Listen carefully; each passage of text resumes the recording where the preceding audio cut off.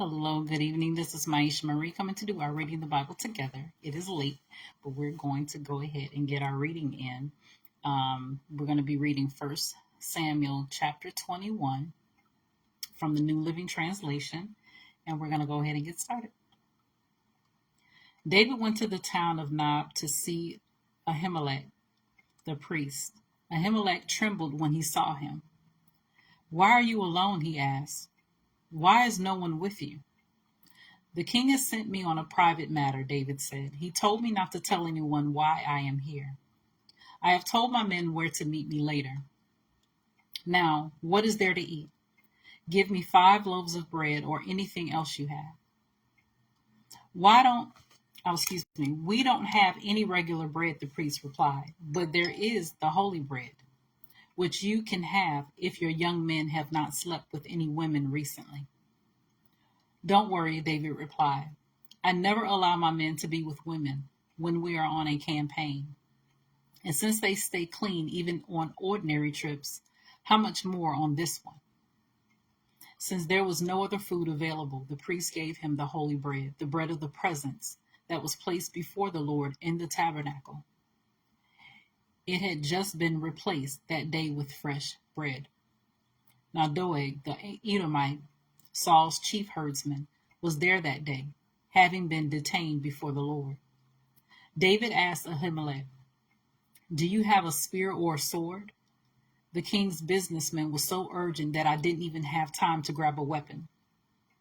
I only have the sword of Goliath the Philistine, whom you killed in the valley of Elah," the priest replied. "It is wrapped in a cloth behind the ephod. Take that if you want it, for there is nothing else here."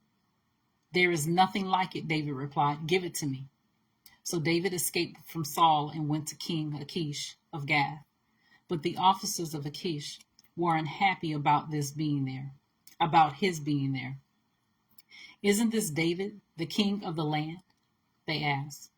"Isn't he the one the people honor with dances, singing? Saul has killed his thousands, and David his 10,000s. David heard these comments and was very afraid of what King Achish of Gath might do to him. So he pretended to be insane, scratching on doors and drooling down his beard. Finally, King Achish said to his men, "Must you bring me a madman? We already have enough of them around here.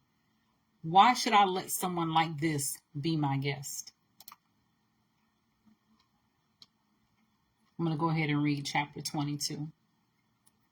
So David left Gath and escaped to the cave of Adullam.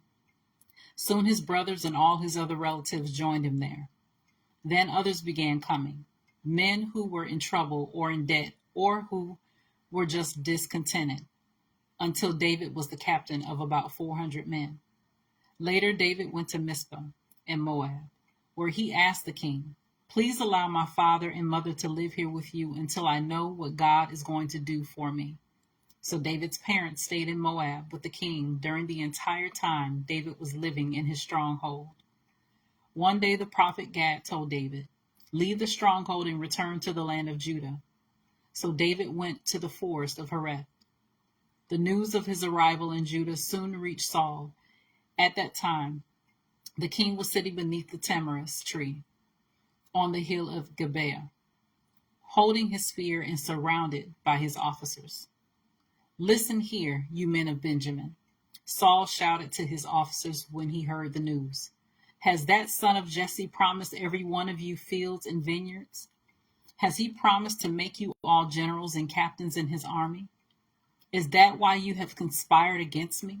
For not one of you told me when my own son made a solemn pact with the son of Jesse. You're not even sorry for me. Think of it. My own son, encouraging him to kill me, as he is trying to do this very day." Then Doeg the Edomite, who was standing there with Saul's men, spoke up.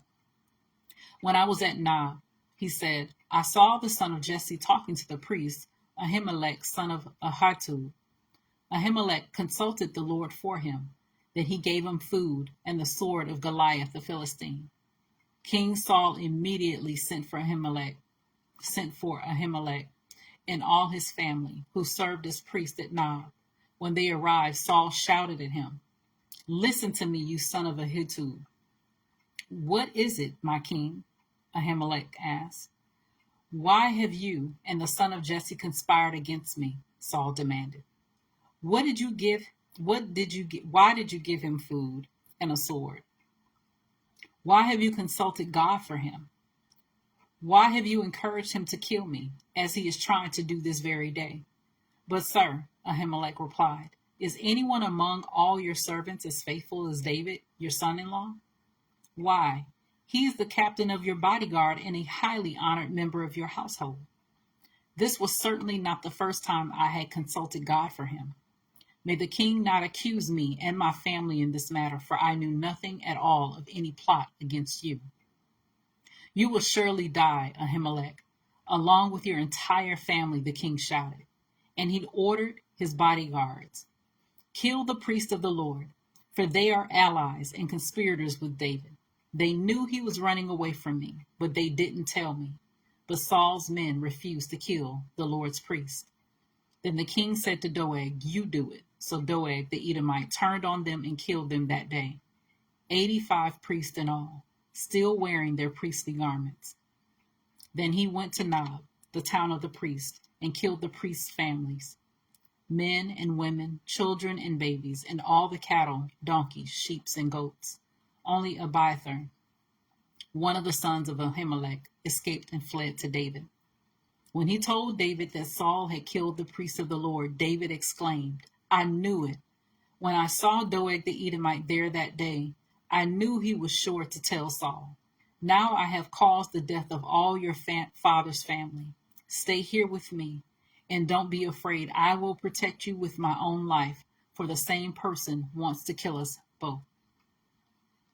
So that was 1 Samuel chapter 21 and chapter 22 that we read today from the New Living Translation. And as always, continue to go back, search your scriptures daily to see what is true. Allow Holy Spirit to illuminate the word into your heart, your mind, and soul, bringing knowledge, understanding, and wisdom, and most of all, revelation of who God is, his true nature, his character, and how much he truly, truly loves you. You guys take care. God bless, and until next time.